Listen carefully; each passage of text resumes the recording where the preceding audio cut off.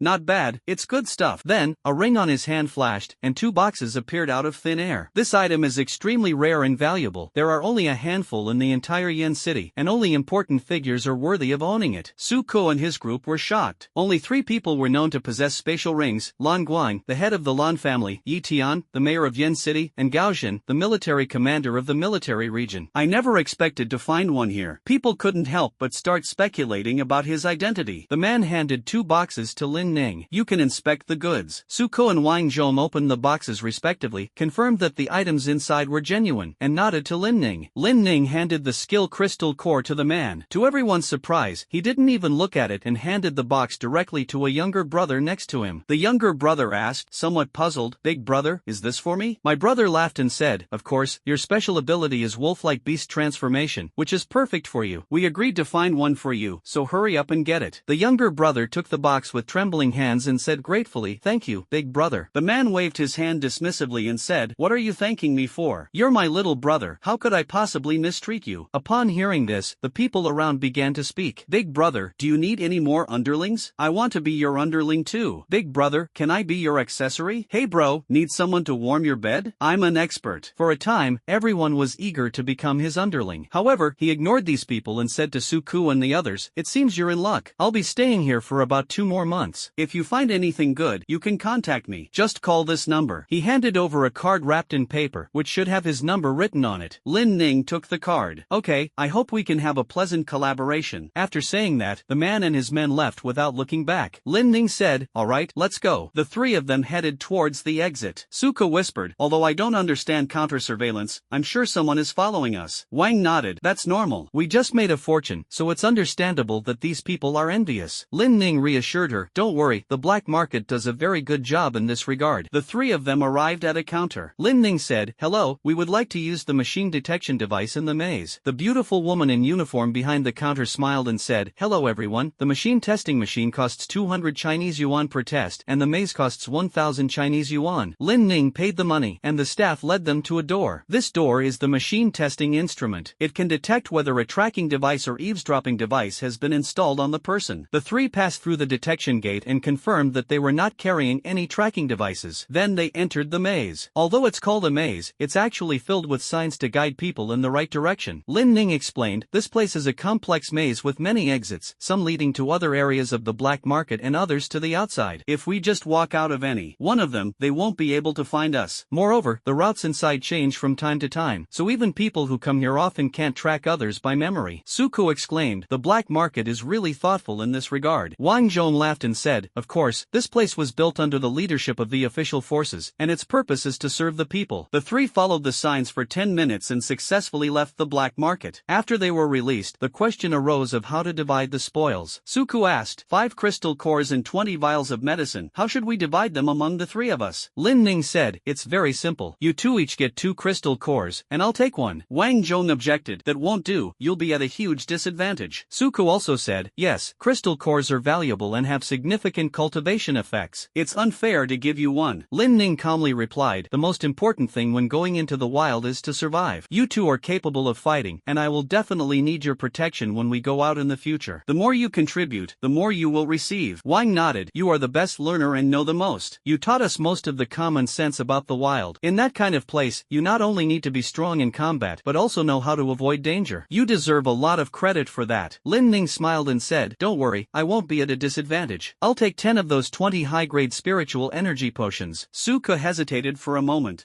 Lin Ning interrupted, alright, it's settled then. We'll be going out again in the future. The stronger you are, the further we can go, and the more we'll gain. Do you think I'm worried about not getting any benefits? Seeing her insistence, the 2 could not refute her, and each took 2 crystal cores and 5 high-grade psionic potions. Lin Ning said, alright, everyone go back and cultivate diligently. After digesting these resources, your strength will definitely increase significantly. When we go out again, we'll surely be able to obtain even more. Suku and Wang Zhong shouted in unison, go for it. Suku took the 2 crystal cores and 5 high-level psionic potions that he had been allocated. But, he first took 3 of them to other pharmacy shops and exchanged them for 6 intermediate-level psionic potions. He could definitely get more by going to his father, but he didn't dare go because he couldn't explain where the potions came from. If his father found out he had gone into the wild, he would definitely get a severe scolding. When I got home, my parents had already returned. Su Yuan asked, how was your day? Suku replied, it's quite exciting. Jiang Su asked curiously, what are you going to do? You said it's exciting? Suku immediately realized that he had let something slip. I just went to the amusement park and went to the haunted house. Su Yuan didn't take it seriously. What's so exciting about a haunted house? Learn from your dad. I'm not afraid of anything. I can walk out of a haunted house with my eyes closed. Jiang Su chuckled and patted his head. Do you think you could have come out with your eyes closed? You were clearly so scared that you didn't dare open your eyes and just ran around aimlessly, which is why you were kicked out. Su Yuan felt somewhat embarrassed when his lie was exposed. Seeing that the topic had gone astray, Suku quickly ran back to his room. He took a mid-level psionic potion out of the box. The speed of refining potions is not only related to talent, but also greatly affected by the level of cultivation. The higher the cultivation level, the faster the refining. Those like Suku, who have reached the second watershed of the first tier, can now cultivate using intermediate-level potions. That being said, this is all thanks to his wealthy family background. Don't think that cultivation is so simple. Those who can advance one level in a day all have abundant resources. Children from ordinary families can only follow the established methods of training, and it is difficult for them to make significant progress even after a summer vacation. Normally, someone who awakens supernatural abilities can only reach the 4th level after a summer of intensive training without resource support. Those whose families are willing to spend money on low-level spiritual energy potions can reach the 5th level, but it's uncertain whether those who only awaken mortal-level talents can even cross the first watershed. Suku was able to advance to the 4th rank within a week precisely because his family was willing to buy him medicine. Wang Zhong, Lin Ning, and Lan Bingxian were in similar situations. He opened the potion, swallowed it in one gulp, and randomly selected an alien hero to transform into. The potion's spiritual power quickly filled his body, and the immense spiritual power gradually helped him improve his cultivation level. Last time, thanks to the spirit essence grass, he had already entered the 4th stage and gone very far. This potion has pushed him forward a bit more. Great, I have 5 left, which should be enough for me to reach the 6th dan. Intermediate level psionic potions are potent yet relatively mild. They can be taken again after just 2 hours of rest. The duel begins. However, Suka stopped after drinking 2 vials, as this was an external substance and should not be abused. Cultivation must be done gradually. One cannot cultivate all day long, otherwise the body will be damaged. About 6 hours is the limit. Once you reach a higher level, these concerns will disappear, because even half a year of seclusion might not yield any improvement. After finishing his meal, he practiced meditation for 2 more hours before going to sleep. The next morning, Suko went out for his morning exercise. Scientific research shows that exercising early in the morning helps with the rapid absorption of Reiki. After finishing my workout, I quickly ate breakfast and then continued my practice. This time, he didn't take any more medicine, but instead cultivated step by step. Since he wasn't far from the 5th stage, he planned to wait until the peak of the 4th stage before taking medicine to break through. He has now unlocked 4 alien heroes, his talent has been upgraded to superior level, and his cultivation speed is acceptable. After practicing for 5 hours, I finally felt the bottleneck of the 5th stage. Suko Suka took the potion and transformed. The medicine worked its magic in his body, helping him successfully break through to the 5th level. He checked out the new alien heroes. Glider King Kong. Suka was slightly surprised. After all, this was the only flying unit in the early stages. However, flying in this form in the city is too conspicuous and inappropriate. Come on, let me see your strength. For the next week, Suka did nothing but focus on cultivation. Just as he expected, after drinking the intermediate level psionic potion, it barely helped him break through to the 6th level, and he almost failed. However, he could clearly feel that his body was already saturated in some sense. This is because he has been cultivating, and spiritual energy is constantly being absorbed into his body, but he can't digest it in time, so he gradually feels saturated. There are only two ways to alleviate this symptom: either wait a few days to allow the body to slowly digest the spiritual energy, or fight a vigorous battle to quickly deplete the spiritual energy in the body. Thinking of this, Suka called Wang Zhong and Lin Ning and asked them to meet at the martial arts hall. He used Flash Star to travel quickly, and after breaking through to the 6th level, his speed increased significantly. Now, he runs like lightning. After he arrived, he explained the situation to the staff and went to the place he had used last time. After waiting for a while, Wang Zhong and Lin Ning also arrived one after another. Lin Ning asked, "You also feel that your spiritual energy is saturated, right?" Wang nodded and said, "Yes, my body feels like it's been filled with water. It's so bloated and uncomfortable." Suka sighed, "I still have 3 high-level potions and 2 crystal cores left unused, but because of this saturation, my progress is almost falling behind." Lin Ning said, "Then let's not delay any longer. Let's have a good, exhilarating battle. I was originally planning to go out again after we both broke through to the 7th level." Wang Zhong asked doubtfully, "Ning, you're a support-type character, is this okay?" "Of course," Lin Ning explained with a smile, "to relieve the saturation, besides relying on time and combat, you can also continuously use your superpowers. For example, you can keep using your muscle enhancement to unleash the rock-smashing fist, or Old Cook can keep transforming into a fireman and setting things on fire. These can all alleviate the saturation. However, if you keep using your superpowers, your body is prone to overload, so I don't recommend it. When you two start fighting later, I will apply a layer of rock armor and a defensive aura to each of you. I will have to keep using my spiritual power to maintain these 2 skills, which will also help me relieve the saturation." The defensive aura is Lin Ning's innate skill, which currently increases a person's defense by 30%, and this bonus will be even higher as her cultivation level increases in the future. Wang Zhong said excitedly, "Then let's not wait any longer. Lao Ko, let's have a real battle between men. I've already reached the 6th level of the 1st tier, and I'd like to see what new beast forms you have." Suka laughed and said, "Okay, I just broke through to the 6th dan, so don't let me beat you until you cry later." The two arrived at the combat zone and stood facing each other. Wang Zhong first activated muscle enhancement, and this time his physique was at least 30% larger than before. Suko has become a 4-armed overlord. Although his size has not changed much, his strength has obviously increased. Lin Ning then cast defensive auras and rock armor on them. 2 enormous, muscular creatures collided violently, producing a dull thud. Wang Zhong and Suka pushed and shoved each other, neither willing to give in, and began a contest of pure strength. Sure enough, having more hands has its advantages. The 4-handed overlord can unleash more power. After a brief stalemate, Suka gradually pushed Wang Zhong back. I thought Suka had the upper hand, but I didn't expect Wang Zhong to play by his own rules. He suddenly leaned back and fell to the ground. Suka also fell forward due to the excessive force. Logically, Suka should have landed on top of Wang Zhong, but Wang Zhong suddenly raised both legs and pressed them against Suka's stomach, forcefully lifting him into the air before slamming him hard to the ground. Wang Zhong laughed heartily. "You've fallen for it, haven't you?" Suka said with a wry smile, "You're really despicable." "All's fair in war," Wang Zhong replied smugly. Not to be outdone, Suko rotated the symbol on his shoulder, changing his form. Diamond Warrior. The Diamond Warrior is composed entirely of cyan crystals, capable of freely altering its molecular structure, controlling its body's deformation, and even conjuring diamonds out of thin air. The Omnitrix logo is displayed on the left chest. The moment he switched to Diamond Warrior, his rock armor also disappeared. Wang Chun laughed and said, "This is your new form? It looks quite valuable." Suko responded calmly, "Unfortunately, it's not a real diamond." He transformed his arm into a diamond knife, then hesitated for a moment and switched to a hammer. "Watch my chaotic cloak and hammer technique." Suko raised the giant hammer and smashed it down on Wang Zhong. Wang Chang's right fist glowed, and he unleashed a stone-shattering fist. Diamonds are hard, but stones are even harder. Behold my stone-shattering fist. The two forces collided, producing a loud bang. As a silicon-based life form, the diamond god of war's internal substances are far harder than diamonds. However, Suka's current cultivation level is still shallow, and he cannot reach that extreme hardness. But with the support of his defensive aura, his hardness should not be underestimated. Wang Zhong's talent enhanced his muscle density. Combined with his defensive aura and rock armor, this made him second only to the current diamond war god in terms of toughness. swiftness, but he had a clear advantage in strength. In this exchange, Suko was at a disadvantage and was forced to retreat a few steps. Taking advantage of the momentum, Wang Zhong swung his fist at Suko, but Suko blocked it with a shield formed from his arm. Then, Suko manipulated the diamond to rise from the ground, transforming it into a sharp spike. Wang Chong quickly retreated to avoid it, but the thrusting weapon relentlessly pursued him. Left with no other choice, he leaped into the air, only to fall right into Suko's trap. A giant hand suddenly appeared out of nowhere and grabbed him firmly. Wang Zhong was unable to move on the giant hand. The large hand then moved, violently throwing him towards Suko's direction. Unable to gain leverage in midair, Wang Zhong could only watch helplessly as Suko transformed his right hand into a giant frying pan. Suko swung his large hand and slammed the frying pan back at Wang Zhong. Immediately afterwards, with a flick of the large hand, Wang Zhong was thrown towards Suko. The two took turns playing badminton, enjoying the game. Badminton is a two-person sport, and Suko and Wang Zhong are both two people, so it's only natural. This game continued until Suko's spiritual power was exhausted, forcing him to return to his original state. After stopping, Wang Zhong took a few moments to adjust himself, then staggered to the trash can and vomited. He vomited and muttered, "You little brat, ugh, that was really ruthless." Lin Ning gently patted his back. Although this battle was a bit strange, the effect was good. The spiritual energy in my body has been completely digested, and my cultivation level has also improved a little bit. Suka nodded. That's right, my spiritual energy was also depleted after exercising for so long. Wang Zhong gave a wry smile. I digested this purely from being beaten. Ugh. Lin Ning couldn't help but laugh out loud. Actually, getting beaten up is also a form of training. After a while, Wang Zhong finally recovered. He said weakly, "If I fight you again, I'm a dog." Suka laughed and retorted, "If you don't fight me, who else can you fight?" Wang Zhong pondered, why not go to an underground boxing gym? Not only can you fight there, but you can also get prize money. Suku asked curiously, an underground boxing gym? Lin Ning explained, that place is similar to a black market. It has no official background and is operated by private forces. You can fight against unfamiliar opponents, accumulate experience, and win more prize money. But after all, it is an underground place with extremely low security, and deaths often occur. Suka frowned, the authorities aren't doing anything? How can they be so lawless? Lin Ning shook her head, we can't control it. Our mayor of Yen City is a 4th level expert, already the highest combat power in the city. There are only 3 4th level experts in Yen City, Mayor Yi Tian, military commander Gaojin, and the person in charge of the underground boxing gym. Everyone who participates in the boxing matches signs a waiver beforehand, so even if someone dies, it's not illegal, and they've never been in arrears with their taxes. That place gives ordinary people a chance to make money. Even though it's dangerous, they don't want to see it disappear. Suko asked, aren't there similar places in the country? Lin Ning smiled and said, of course there are. The country has a special competition arena. Although there is no prize money for winning the competition, you can exchange points for high-level resources. In terms of level and rewards, the national competition arena far surpasses the underground boxing gyms. But those places are all in big cities, and small places like ours don't have them. After the college entrance examination, if I can get into a good university, I might be able to go and see it. Wang Zhong was full of confidence. I must get into the most prestigious imperial university in the country. There is not a single weakling among the graduates of that school. Lin Ning chimed in, everyone who can get into that school is a powerhouse. Suka clenched his fist. We still have a year. We have plenty of time to prepare. With our efforts, we will definitely pass the exam. Take me to the underground boxing gym to see what it's like. Lin Ning asked, are you really planning to go boxing? That place is quite dangerous, and besides, you have enough resources now, right? Suka shook his head and said, I don't lack high-level resources, but I urgently need mid-level psionic potions right now. I have to save the high-level ones for when I reach the 7th level, and I don't dare to exchange crystal cores casually. Sigh, I guess I'm the only protagonist in the novel who worries about low-level resources. Wang Zhong immediately said, intermediate-grade psionic potions? How many do you want? I'll give them to you directly. Suka waved his hand and laughed. How can that be? Wouldn't that make me a freeloader? Besides, I need to accumulate real combat experience. Our mission is to fight against the monsters and reclaim our land. What are these petty skirmishes? If we really have to face powerful monsters head-on, and even a little injury makes us howl in pain, what kind of war can we fight? We were lucky to encounter that wolf last time, but we can't guarantee that we'll be so lucky every time. It's inevitable that we'll have to go outside the city and fight monsters head-on in the future, so getting used to pain and injury in advance is essential training. Isn't the underground boxing gym the best training ground? After listening to Suka's words, Wang Zhong and Lin Ning felt a surge of enthusiasm and deeply agreed with him. Wang Zhong said firmly, old Ku was right. We're too comfortable now. If we don't adapt to brutal combat soon, we won't have a chance when we really encounter it. Old Ku, take me with you. I want to fight too. Lin Ning nodded nodded in agreement. That's right. Putting aside the fact that we'll definitely have to fight demonic beasts in the future, we're not even qualified to get into Imperial Capital University right now. Although top-tier and Earth-tier talents are considered high here, Imperial Capital University is the strongest university in all of China. Students from all over the country are vying to get in, and Earth-tier talent students are everywhere there. Top-tier talent is almost nothing. Moreover, the entrance exam there doesn't require high talent. The most important thing is combat power. The stronger the talent, the faster the realm advances, and the stronger the combat power naturally becomes. At our current level, without a fight, we don't even have the qualifications to touch the threshold, Suka said in a deep voice. Then we must get into real combat beforehand. Only in this way can we gain an advantage over those with great talent. Wang Zhong's eyes were resolute. Then let's set off now, Suko and Lin Ning said in unison. Let's go. The three changed into familiar black robes and masks and arrived at a shop with the words Underground Fighting Arena prominently displayed above the door. Suko rested his chin on his hand, lost in thought. Can this place really be so open and aboveboard? Wang Zhong laughed and said, otherwise what? People open this place to make money. If it's hidden too well, and people can't find it, how can they make money? Suka said helplessly, you're right, I can't even refute you. Lin Ning reminded him, it's best to give yourself a code name when you're boxing here. After all, most of the people who come here are vicious and ruthless. If your identity is exposed, they might come looking for trouble. Wang Zhong said excitedly, I've already decided. My code name will be Muscleman. Suka frowned. Can't we come up with a more cultured name? Wang Zhong disagreed. I think this suits me perfectly. Suka sighed helplessly. Fine, whatever makes you happy. Aining, have you thought it through? Lin Ning said confidently, of course, I already decided on the way here. My name is Violet. Suka laughed and said, Eternal Beauty, I didn't know you were so vain. Lin Ning scolded playfully, what's wrong? Can't a girl be a little more vain? What name are you planning to give her? Suka pondered for a moment. I'll call myself Young Hacker. You'll never know what I'll become next, and you'll never guess who I'll be next. Wang Zhong praised, it suits you very well. Come on, let's go inside quickly. Having said that, he took the lead and stepped inside. Suku and Lin Ning followed closely behind. Suka looked at Wang Zhong in front of him and teased, Eternal Beauty and Love, you've caught me off guard with this dog food. I almost choked to death. Lin Ning's cheeks flushed slightly. What are you saying? I just like this flower. It has nothing to do with him. Suka laughed and said, I never said I had anything to do with him. Wang Chong turned around and shouted, what are you two muttering about behind me? Let's go. After they enter, they have to go down a flight of stairs. Pushing open the door, a deafening cacophony of noise assaulted my senses. One can't help but marvel at how well this door can insulate against the sound. The three of them went to the counter to register. The person who greeted us was a beautiful woman dressed in revealing clothing. Hello, please pay a deposit of 50,000 yuan first, and then state your respective code names. The three handed over the money. Suka didn't have that much money. It was borrowed from Wang Zhong. Teen Hacker, Muscular Man, the muscle of muscles, the flesh of muscles, Violet. Even after hearing the strange second code name, the receptionist remained unfazed and instead carefully recorded their information on her computer. Please place your hands on the instruments next to you. We need to test your exact skill level so that we can arrange fair opponents for you. The three people were tested one by one. The results were all first order 6th segment. Suko has just broken through, Lin Ning has been breaking through for some time, and Wang Zhong has already made significant progress in the 6th stage. Alright, the three of you, we will arrange opponents of similar skill levels to you, between the 4th and 6th dan. Due to privacy reasons, we cannot confirm your type. If any of you are support type, we suggest you sign up for the 2-on-2 match. Otherwise, if you are matched with a combat type opponent, you are likely to lose the match. What she didn't say was that support type characters could be in mortal danger if they encountered combat type characters here. Suka nodded, we understand, thank you. These are your identification cards. The winner can use them to collect the prize money after the competition. Do you want to register that you came together? This will help us avoid you fighting each other when we match opponents. After registering, they picked up the ID card and examined it closely. It looked like an ordinary card with a code written on it. A 100,000 yuan entrance fee is required before each match. If you lose, the money is non-refundable. If you win, not only will you get the 100,000 yuan back, but you will also receive half of the prize money paid by your opponent plus 30% of the money from off-site betting. That means you can earn at least 50,000 yuan by winning a single game. After Lin Ning and Wang Zhong signed up for the 2-on-2 match, the three of them walked together to the stands to observe the game below. This underground boxing gym has 3 rings, and random matchmaking also takes place here. What they are watching now is Arena Number 1, where Fire-type Psionicists and Beast-type Psionicists are engaged in a fierce battle. Fire-type Psionicists can unleash powerful fireball attacks, but their opponent is a bear-like Beast-type Psionicist with exceptional defense and strength. The fireballs that hit him cause negligible damage. Lin Ning asked, who do you think will win? Wang Zhong replied, it must be that bear. The fireball only burned a little bit of its fur. If it weren't for the fire-breathing one having a speed-type magical artifact, it would have lost long ago. Spiritual tools are weapons crafted by weapon refiners using special methods. They differ from common psionic armor, which only serves a defensive purpose. Each spiritual tool has a unique use. For example, the shoes worn by this fire-type psionicist are speed-type spiritual tools. Suko also thought, I also think that fire-type ability user's talent is not high, and the power of his flames is too weak. Normally, elemental combat ability users should have the greatest attack power, but it seems that he can't hurt his opponent at all. Sure enough, the fire-type psychic soon ran out of energy and could no longer unleash flames. He was slapped into a pulp by the beast-type psychic, and his shoes were stolen. Suko and the others were so frightened that they closed their eyes. The feeling of looking at a monster was completely different from looking at their own kind. When I saw the wolf's gruesome state before, although I felt uncomfortable, I didn't have any psychological barriers. At most, it was just a physiological reaction caused by seeing so much blood for the first time. What we see now is our own kind being beaten to death. The psychological impact is on a completely different level. Wang Chong couldn't help but vomit. The people around him didn't even glance at him. They were already used to it. Suko and Lin Ning weren't much better off. Their faces were pale, their breathing was heavy, and they were struggling to suppress their nausea. Suko comforted him in a low voice, "It's okay, take your time, you'll get used to it after a while." At that moment, the referee's shout rang out from below the stage. "Next up, please welcome the hackers and the Supersonic." The large screen above the ring displayed their battle results. Sonic 13 games, 7 wins, 6 losses. Young Hacker 0 games, 0 wins, 0 losses. "It's my turn. Let me give you a great start." Suko tried to make his tone sound more relaxed, but his lack of confidence still betrayed his nervousness. Wang Zhong said, "If it really doesn't work out, let's just give up." Lin Ning chimed in, "Yes, this is really too much for us." Suko took a deep breath and said firmly, "No, I have to get through this. We can't compete with those big cities in terms of resources. If we want to beat them, we have to be ruthless with ourselves." After saying that, he walked towards the entrance of the arena without looking back. On the ring, a thin, middle-aged man was already waiting, looking somewhat impatient. Suko arrived at the entrance, where he signed a life or death waiver. Although the waiver of life or death is signed only with a code name, it still has legal effect. He asked the staff member next to him, "Can you operate a betting platform here?" "Yes, but contestants can only bet on themselves to win." "Do you want to place a bet?" Suko hesitated for a moment.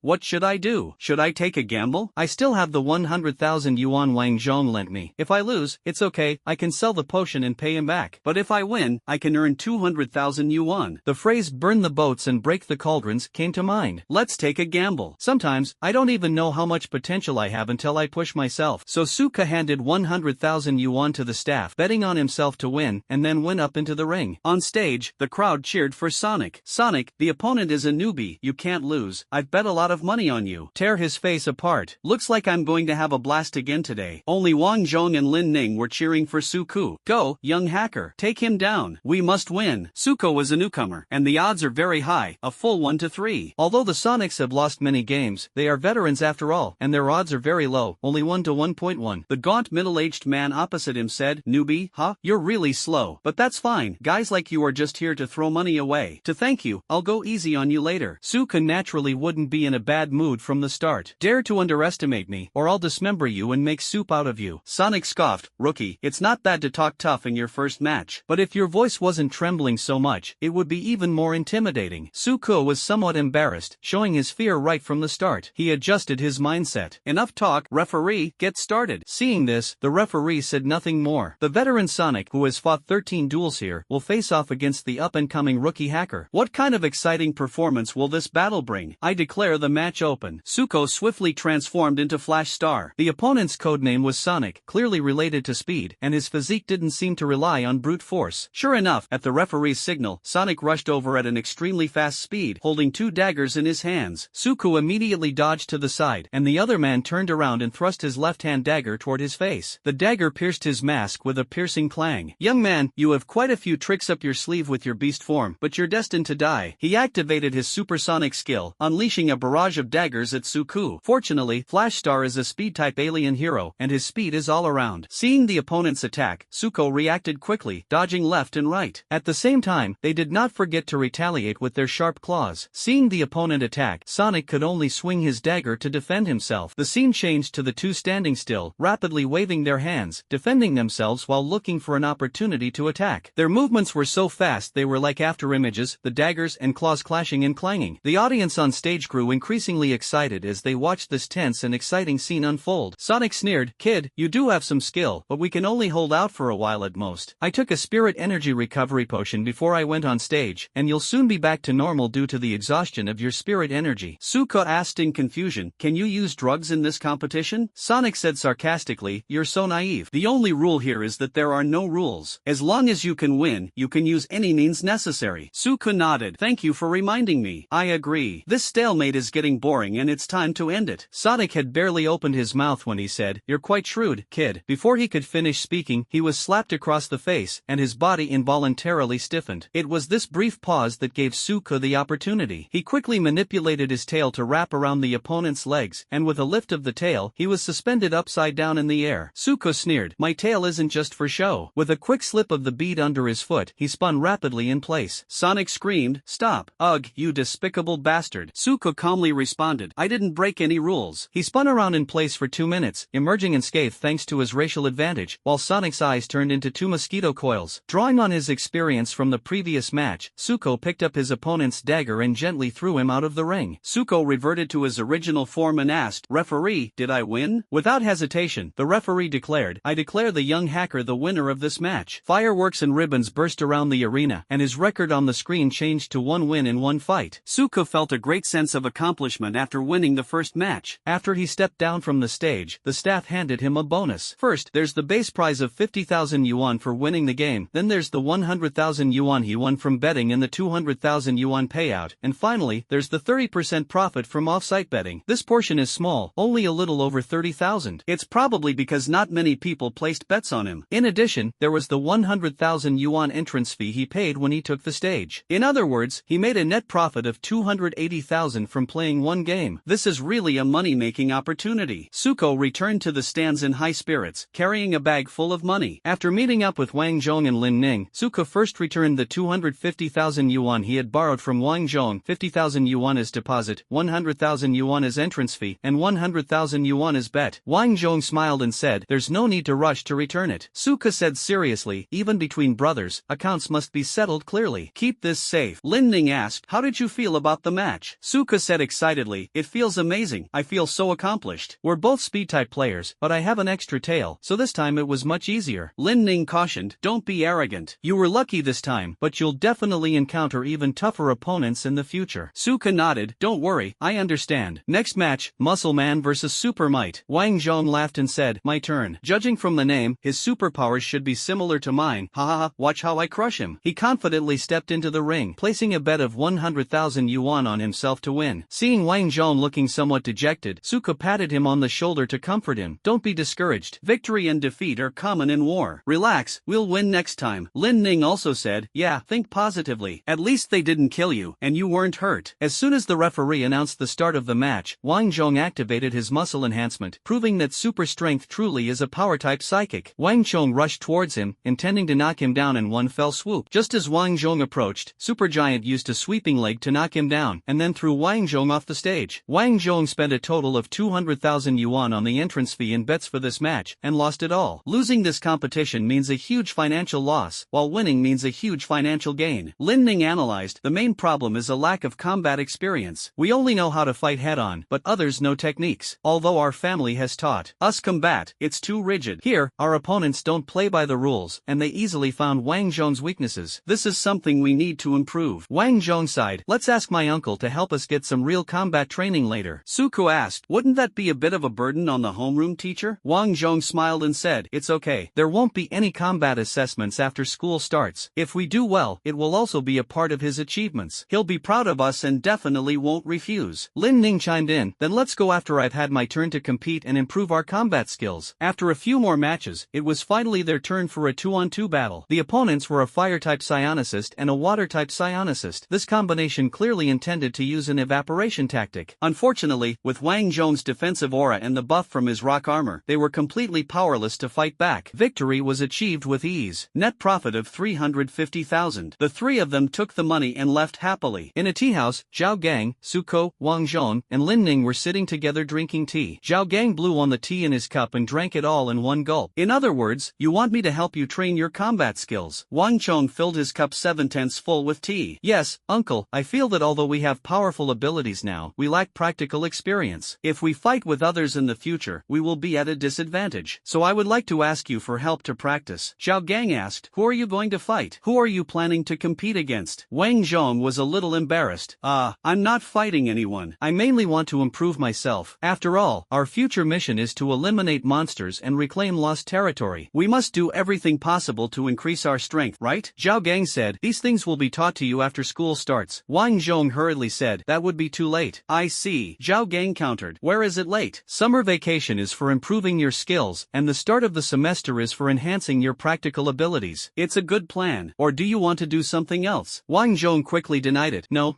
I just wanted to see the admiring looks in my classmates' eyes after school starts. Is it really that simple? Zhao Gang asked. It's that simple, Wang Zhong replied confidently. Seeing Wang Zhong's determined look, Zhao Gang chuckled inwardly. You little brat, you really think I don't know what you're up to? However, he calmly replied, I happen to have nothing to do during the summer vacation, so teaching you practical skills isn't out of the question. Suko interjected, it feels like there are still 2 words left unsaid. Zhao Gang smiled and said, but I am a teacher after all. It wouldn't sound good if word got out that I would give the 3 of you extra tutoring. Wang Zhong said, it's alright, we've already discussed it. What's wrong? So, at noon today, the homeroom teacher suddenly sent a message in the class 4 group chat. Students, it can get boring to stay home and train all summer. Tomorrow I will be opening a free practical training class at the Qingyang Martial Arts Hall to teach combat skills in advance. It will last for half a month. Anyone who wants to come can participate voluntarily. It is guaranteed to be free and the time is completely flexible. You can come and go as you please. When the students in the group saw the message, they all expressed their sorrow. Besides them, the parents were also in the group and they were overjoyed when they saw the message. He immediately ordered his own child to attend. At this moment, however, they felt despair. My vacation. In the tea house, Zhao Gang rolled his eyes. You guys really know how to set me up. Wang Zhong laughed awkwardly. Teaching 3 is the same as teaching a group, and it's all the same. Besides, it's good for them, so it's a way of helping others. Zhao Gang asked, so when do you plan to start? Tomorrow or now? The 3 of them said in unison, let's start now. That afternoon, Suko, Wang Zhong, Lin Ning, and Zhao Gang stood facing each other. Suko transforms into a 4-armed overlord, Wang Zhong activates muscle enhancement, and Lin Ning buffs the 2 of them. Wang Zhong shouted, let's go. The 2 charged at Zhao Gang at the same time. Zhao Gang stretched his wrists, twisted his neck, and assumed an attack stance. Unexpectedly, as soon as Zhao Gang reached Suko and Wang Zhong, he had no intention of engaging in a prolonged fight. Instead, he bypassed them and ran towards Lin Ning. By the time the 2 realized what was happening, he was already standing next to Lin Ning. Zhao Gang laughed and said, the battle is over, and you've lost a teammate. Wang Zhong exclaimed in surprise, you can do that? Zhao Gang said in a serious tone, in real combat, head-on confrontation is the dumbest way to fight. When facing an enemy with a support role, you should prioritize taking out their support to make the battle easier. Experienced opponents will definitely do this. Just now, you were only focused on fighting me, but you neglected to protect your support. This will only result in her getting hurt or even losing her life. Upon hearing Zhao Gang's words, the 2 realized the seriousness of the problem and immediately felt ashamed. I'm sorry, they whispered. Zhao Gang said, you shouldn't apologize to me, but rather to your own negligence, and also to Lin Ning, who has already sacrificed her life. Wang Zhong said in a low voice, Ning, I'm sorry, I couldn't protect you. Suku also blamed himself, saying, this time the responsibility lies with me. I have a variety of abilities, and in principle, I should be the most qualified person to protect you. Lin Ning shook her head. Don't apologize. We invited Uncle Zhao to help with the practical training precisely to identify and correct our shortcomings. Uncle Zhao pointed out our mistakes this time, and we just need to avoid repeating them next time. Wang Zhong said with great enthusiasm, okay, let's do it again. Suku also firmly stated, this time, we absolutely cannot repeat the mistakes we made before. Seeing their attitude, Zhao Gang felt gratified. It's so good to be young. Although he was filled with emotion, he maintained a serious expression on his face. It seems you've adjusted your mindset. Then let's continue training. No one is allowed to slack off. The 3 yes responses came in unison. Suka pressed the dial on his hand. Diamond Warrior. He manipulated the diamond to grow rapidly, completely surrounding Lin Ning. Zhao Gang thought to himself, this kid has quite a few tricks up his sleeve. Although he was thinking about other things, Zhao Gang's eyes remained fixed on Wang Zhong, who was rushing towards him. Wang Chong raised his right fist and unleashed the stone-shattering fist. Zhao Gang didn't take the punch head-on. Instead, he turned half a circle to the side, and Wang Zhong's fist grazed past him. Wang Zhong turned around and continued to throw punches, but Zhao Gang always dodged them by the slightest distance. After throwing a few punches, Zhao Gang suddenly grabbed Wang Zhong's hand and then threw him to the ground with an over-the-shoulder throw. Suddenly, Zhao Gang heard the sound of wind breaking in his ears, and he instinctively dodged to the side. Countless diamond missiles whizzed past, grazing the hem of his clothes. It was Su Ku who provided support from afar. Zhao Gang picked up Wang Zhong, who had fallen to the ground, and threw him at Su Ku. Su Ku manipulated the diamond into a large hand, which caught it steadily. But Zhao Gang charged forward like a cannonball, shattering Su Ku's diamond protection and striking him hard in the chest. The diamond on Su Ku's chest shattered, and he crashed heavily into the wall behind him, forcibly deactivating his transformation. In the end, Zhao Gang also smashed the diamond protecting Lin Ning, temporarily ending the battle. Alright, that's about it. I've identified your weaknesses, and I'll provide targeted training to address them. I still need to develop a training plan, so come back tomorrow. The three of them agreed in unison. After leaving the Qingyang Martial Arts Hall, the three walked side by side on the road. Wang Zhong said confidently, after the training, our strength will definitely increase significantly. We'll be able to show our skills in the wild or in the fighting arena. Su Ku joked, just don't complain about being tired later. Wang Zhong laughed and said, how could that be? I've been training very well since I was a child. You, on the other hand, don't exhaust yourself. Su Ku retorted, I'm not that fragile. Lin Ning interrupted them. Alright, you two, go back and adjust your mindset. Tomorrow's training probably won't be easy. The next morning at 8 o'clock, the students arrived at the fighting arena in a sparse manner. A suffocating atmosphere permeated the air, thick with resentment, enough to sustain 10 evil sword immortals. Su Ku and the other two sighed silently in their hearts. I'm sorry, students. Soon after, Zhao Gang also arrived. Looking at the group of listless students in front of him, Zhao Gang said in a serious tone, why are you all so listless? I'm sacrificing my rest time to train you all. It's all for your own good. Your mission is to annihilate the monsters and reclaim the land. In your current state, if you really encounter a monster, you probably won't even have time to react before it swallows you up and turns you into excrement. The more you sweat now, the less blood you'll bleed later. However, it is clear that this universally accepted rhetoric among teachers worldwide did not have the desired effect on them. The students still looked listless and extremely unwilling. It must be said that it is quite rare for this year's students to dare to reveal their true emotions in front of their teachers. Looking at the listless students in front of him, Zhao Gang slowly raised the box in his hand, a confident smile on his face. He opened the box, and inside lay 3 vials of medicine emitting a silvery white glow. These are all basic psionic potions. As I mentioned before, this training will last for half a month, and I will hold an assessment at the end. The top 3 will receive these potions. Of course, only students who have perfect attendance for the entire half month are eligible to participate. The students perked up instantly as soon as he finished speaking. Ah, a fighting spirit surged into my heart. The potion is mine, and nobody can take it from me. Perfect attendance? Classes start at 2 p.m.? I'll set my alarm for 2 a.m. as soon as I get back. Most of the students in the class come from ordinary families. How could they afford such expensive potions? At most, they've drunk 1 or 2, and most haven't even touched one, relying solely on their own gradual cultivation. Now, seeing a chance to get one for free, how could they not be excited? After all, this potion represents their hope of breaking through to a higher realm. Su Ku and the others didn't seem to care, since they still had monster cores in their pockets and there was no rush. Seeing that everyone's emotions had been fully stirred, Zhao Gang began to get down to business. The main focus of this 2-week training is to improve your combat skills. Your physical fitness will increase as your cultivation level rises, but as long as you persist in training, you can continue to get stronger. However, this requires long-term commitment. Our training only lasts for 2 weeks, which is too short and the effect is limited. You can work on improving your physical fitness after school starts. I called you here to teach you real skills, so we'll skip the basics and go straight to practicing moves. The students were all overjoyed when they heard this. Great! I thought this training would just be about running and lifting weights to get fit, but it turns out to be really tough right from the start. Yes, when I watched movies before, those people who practiced kung fu had to train in basic skills and physical fitness for a long time. I thought it was troublesome at the time, but I didn't expect that we don't have to. It's not that we don't use it at all, it's just that the order is reversed. We teach the moves first, and then we practice the basics when school starts. That's great! While others are still punching and kicking in a rigid, methodical way, we're already fighting quite well. That's a huge advantage. At this moment, the students' emotions had been stirred to their peak. Zhao Gang announced, alright, training shall now officially begin. At that moment, a girl raised her hand. Zhao Gang asked, what's your question? The girl asked, teacher, I'm a support class student. Do I still need to practice these things? Zhao Gang answered affirmatively. That's a good question. Everyone, remember this, in battle, the enemy won't show mercy just because you're a support character. On the contrary, you'll become their primary target. Once you're eliminated, your teammates will lose logistical support and become easier to defeat. So even support characters, especially those who have awakened elemental abilities, must learn to protect themselves. That way, when the enemy gets close, you'll at least have the ability to fight back, understand? Very good. With your current abilities, demonic beasts are still far from you. Your main opponents are humans. In every era, there will always be some scoundrels. I believe you have all heard of those cultists. They are all traitors to humanity, and they must be killed without mercy when encountered. Not to mention cults, even in ordinary life, you are bound to encounter some vicious people. So I will first teach you how to fight against humans, so that you will have the ability to fight back if you encounter such trouble. Learn carefully, and ask me anytime if you don't understand. After finishing his speech, Zhao Gang began to demonstrate a set of fighting moves for everyone. This is a set of close combat techniques developed by countless predecessors over hundreds of years, based on the martial arts culture of thousands of years before the revival of spiritual energy, and constantly improved in actual combat. The book covers fist techniques, leg techniques, palm techniques, and body techniques. Using this set of combat techniques in actual combat will give you a greater advantage. You will formally learn it when you are admitted to university. The student asked, what if both sides knew this fighting style? Zhao Gang replied, the person with better physical fitness and more proficient fighting skills will definitely win. Afterwards, Zhao Gang had everyone form a line and began to give repeated instructions. You're too slow with your punches. You're swaying your body too much. You don't need to kick so high. Zhao Gang immediately transformed into a strict teacher, patiently correcting their mistakes. Among them, Wang Zhong and Lin Ning performed the best. After all, they had been in contact with each other before and had practiced together. Although Suku had never practiced martial arts, his skill level was high and his stamina was better than others, so his performance was quite good. And so, from 2 p.m. to 6 p.m., Suku practiced for 4 hours with almost no rest. He would get up and practice whenever he had the energy, pushing his physical strength to the limit each time before stopping, covered in sweat and panting heavily. The difficulty of the martial arts exceeded his expectations. With his current physical condition of level 1, stage 6, he felt tired after just a few moves, and was covered in sweat after completing a set. 4 consecutive hours of high-intensity training had taken a toll on his body. The training lasted for a week. During this period, he practiced with his classmates every day. While others rested, he continued to train, determined not to stop until he pushed his physical limits. The reason he fought so hard was that he knew that although he could beat Wang Zhong in their usual sparring, it was mostly because his moves were more varied, while Wang Zhong only relied on brute force, which gave him an advantage. If Suko only used the four-handed overlord technique to fight Wang Zhong, while Wang Zhong simultaneously used the fighting techniques he had learned, Suko would definitely not be his match. Therefore, he realized that he was not as strong as he had imagined, and there was still a gap between him and his companions. However, such strenuous training has not been without its benefits. After 4 hours of intense training, his body always felt a kind of thirst when he practiced again. At this moment, he absorbed spiritual energy twice as fast as usual and could digest it quickly. Despite not taking any medicine for a week, his cultivation level has reached the peak of the 6th stage of the first rank. Zhao Gang explained that this is because strenuous exercise rapidly depletes the spiritual energy naturally absorbed by the body, leaving it in a state of spiritual energy deficiency. At this point, absorbing spiritual energy is like someone who hasn't drunk water for 3 days suddenly gulping it down. The absorption speed is extremely fast, and digestion is rapid. Practicing in this state leads to much faster progress than sitting at home meditating all the time. Therefore, training and practice complement each other, and combining them yields better results. That day, Zhao Gang gathered everyone together. Classmates, after a week of training, everyone has made progress to some extent, and I've seen it all. Today, we're going to have a quick test, where you'll compete in pairs to see how you've learned. A student raised their hand and asked, "Teacher, what's the reward for first place?" Zhao Gang replied, "Of course. The final training assessment will be decided by drawing lots. The person who wins first place will be exempt from the draw in the first few rounds of competition in the final assessment after training, and will directly enter the final round. No lottery required. This is a great opportunity to recharge and recharge. While others are exhausted after playing several matches, I haven't played a single one and am full of energy, giving me a clear advantage. Looks like we have to give it our all." At this moment, another student raised their hand and asked, "Teacher, we have different superpowers, different levels, and different improvements in our physical fitness. Isn't this competition unfair? Different superpowers enhance physical attributes to varying degrees at each stage. Physical superpowers, such as strength-based and beast-based superpowers, provide the greatest boost, while elemental superpowers, such as fire and water-based superpowers, primarily enhance mental strength." Zhao Gang said, "At the first level, without using special abilities, the improvement in physical fitness is limited, and the difference is not significant. Moreover, this world is inherently unfair, and you must adapt as soon as possible. Alright, let's begin the draw." Everyone lined up and took turns drawing their own slip from the box. Suko looked at the number in his hand. There are 36 students in their class, and the highest number is 18. Zhao Gang continued, "First of all, it should be stated that the use of supernatural abilities is prohibited during the competition. Otherwise, the participant will be disqualified. Alright, the contestant who drew number 1, please come forward for the competition." The two students walked to the center of the field and stood facing each other. Suko recognized them as Fengwei and Ma Ran. Both of them are physical type ability users who have awakened superior level talents. One is enhanced in strength and the other in speed. Unlike Wang Zhong's muscle enhancement, which is a comprehensive improvement, they each focused on improving only one trait. Those who enhanced strength had limited increases in speed and defense. Those who enhanced speed had relatively little increase in strength and defense. However, with each breakthrough, their physical abilities improved by a similar amount. In addition, since their talent levels were the same, their physical abilities were not much different when they did not use their special abilities, which was a good start. Zhao Gang shouted, "Both players are in position. The match begins." The two charged at each other at the same time. Upon getting close, Fengwei kicked out, but Ma Ran blocked it with his arm. Ma Ran then used his other hand to punch Fengwei in the face. Fengwei grabbed the fist with his hand. Subsequently, both sides began to probe each other. It's clear that these two train very hard, and they've already shown considerable skill in just 1 week. Finally, Fengwei used a groin kick as a feint, and while Ma Ran was protecting his vitals with both hands, he punched him in the face, ending the fight. Ma Ran retorted, "Teacher, he cheated. This fighting technique wasn't taught at all." Zhao Gang said sternly, "This move actually exists in martial arts, but I just didn't teach it to you. Besides, does the absence of this move mean we can't use it? Remember, martial arts are static, but people are dynamic. In battle, you must flexibly adjust your attack methods according to the actual situation, and you can't rigidly rely on the routines I taught you. That would make it easy for the enemy to figure you out and find your weaknesses." Fengwei just did very well. "Alright, you can leave now." The two left the field, and the other students also finished the competition one after another. Finally, it was Suko's turn to play. His opponent was Qin Feng, a top-tier talent, a beast-type psionicist, and an extremely rare flying type. Currently, Qin Feng was at the 4th stage of the first tier, the highest among them, excluding Suku and the other two. Qin Feng was extremely excited when he saw Suku. After all, when he first awakened his talent, he had no rank and was practically a useless piece of trash. Recently, when people asked him about his cultivation level, Suku would just brush them off with a "not bad." Everyone knew that his cultivation level was indeed very low, but they were just too embarrassed to say it outright. Therefore, Qin Feng naturally assumed that Suku's skill level was not high and his physical abilities were far inferior to his own. Although Suka had worked hard on his fighting techniques during this period, which everyone had noticed, the gap in physical abilities was still obvious. "Victory is mine." Qin Feng excitedly swung his fist at Suku, thinking that this blow would end the fight. As he expected, his attack was kicked out of the field by Suko. Suka thought to himself, "Did this guy waste a week of training? His attacks are full of loopholes." Clearly, Qin Feng was too arrogant and didn't take Suka seriously at all. As a result, Suka saw through his weakness at a glance and easily kicked him away. Chen Feng's face was filled with disbelief. "How is this possible? I was actually defeated by this piece of trash." Although they were unwilling, they could only obediently leave the stage. Next up is Lin Ning. His opponent was a combat-type boy, but an elementalist. Although he had a lot of muscles, they were far less exaggerated than Wang Zhong's. Although Lin Ning belongs to the support type, her physical improvement is not as significant as that of the combat type. However, she is already at the 6th level, while her opponent is only at the 3rd level, so she naturally has a significant advantage in strength. In addition, her superior proficiency in martial arts made victory a breeze for her. 2 more rounds passed, and it was Wang Zhong's turn to take the stage. His opponent was a support-type girl with healing abilities. Her special ability can directly heal injuries, a rare and valuable strategic resource. Although her talent is only at the good level, she will definitely be given priority for recruitment by the military or hospitals after graduation. Looking at Wang Zhong's massive, towering physique, she felt so nervous that her legs trembled and her whole body felt weak. I surrender. After all, she is a support type, and her size alone is a great deterrent. Zhao Gang didn't make things difficult for her and readily agreed to her request to admit defeat. The first round of the competition ended not long after. Then the second round began, and Suko drew number 3. The opponent turned out to be Lin Ning. Suko hesitated for a moment.